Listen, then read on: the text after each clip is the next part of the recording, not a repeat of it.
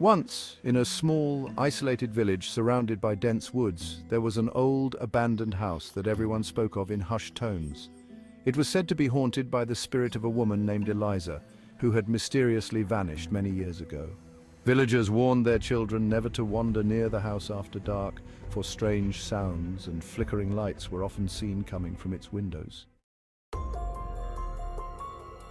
One stormy night, a curious teenager named Sam, fueled by stories of Eliza's ghost, decided to explore the house with his friends Lily and Ben. As they approached the creaking wooden door, lightning illuminated the house's weathered facade, making it look even more sinister. We'll just take a quick look inside, Sam said, trying to sound brave. They stepped into the darkness, their flashlights cutting through the thick dust that coated the air. The musty smell of decay filled their lungs. As they wandered through the rooms, they found old furniture draped in white sheets, as if the house had been frozen in time. In the living room, they discovered an old mirror, cracked and dusty. As they wiped away some grime, a chilling breeze swept through the room, and Sam swore he saw a shadow flicker behind them. He turned quickly, but nothing was there. His heart raced, but he laughed it off, trying to impress Lily. Let's go upstairs, Ben suggested, his voice wavering. The staircase groaned under their weight as they ascended, each step echoing in the stillness. At the top, they found a narrow hallway lined with doors. The last door at the end stood slightly ajar, a faint glow emanating from within. As they pushed it open, they found themselves in a dimly lit room filled with antique dolls, their glassy eyes staring lifelessly at the trio. Suddenly, one of the dolls fell from a shelf, crashing to the floor. Startled, they stepped back, but Sam, feeling bold, picked it up. This one looks like it could be valuable, He joked. But as he turned the doll over, he felt a cold hand grip his wrist. He gasped and dropped the doll, stumbling back into Lily. The room seemed to darken, and the door slammed shut behind them. Panic set in as the air grew thick and oppressive. Let's get out of here! Lily screamed, but the door wouldn't budge. Shadows danced along the walls, and they could hear a soft whispering like a voice beckoning them closer. "Eliza!" it seemed to call.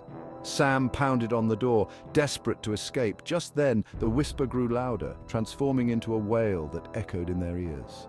The room spun and the dolls seemed to shift, their expressions turning from lifeless to something sinister. Finally, with a great heave, the door swung open. They stumbled out, hearts pounding, and raced down the stairs, not daring to look back. The air felt charged with energy, and the whispers followed them, echoing in their minds. Once outside, they collapsed on the grass, gasping for breath. The storm had intensified, rain pouring down like a curtain. As they looked back at the house, they saw a figure in the window. Eliza, her face pale and hollow, her eyes locked onto Sam.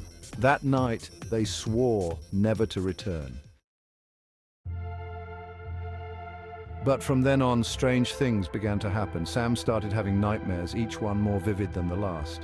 In every dream, Eliza stood at the foot of his bed, her expression a mix of sorrow and anger. Days turned into weeks, and the dreams became unbearable.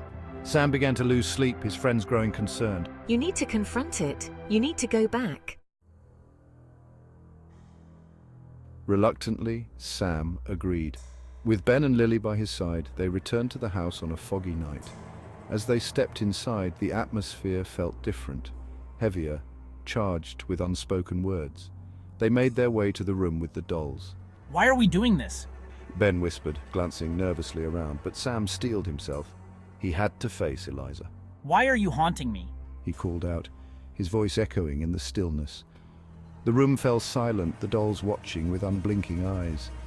Suddenly, Eliza appeared, a ghostly figure in a tattered dress. You took my doll. You must return it.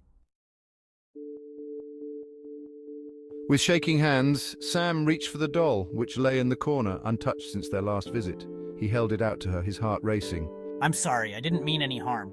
Eliza's expression softened, but a darkness lingered in her gaze. You must leave this place, or you will never be free. As she faded away, the dolls returned to their original positions and the oppressive atmosphere lifted. The door swung open and they fled the house, not daring to look back. From that night onward, Sam never experienced another nightmare, but the memory of Eliza lingered, a haunting reminder of the fine line between curiosity and respect. And the villagers continued to whisper about the old house, its secrets buried beneath layers of dust and shadows, waiting for the next brave soul to wander too close.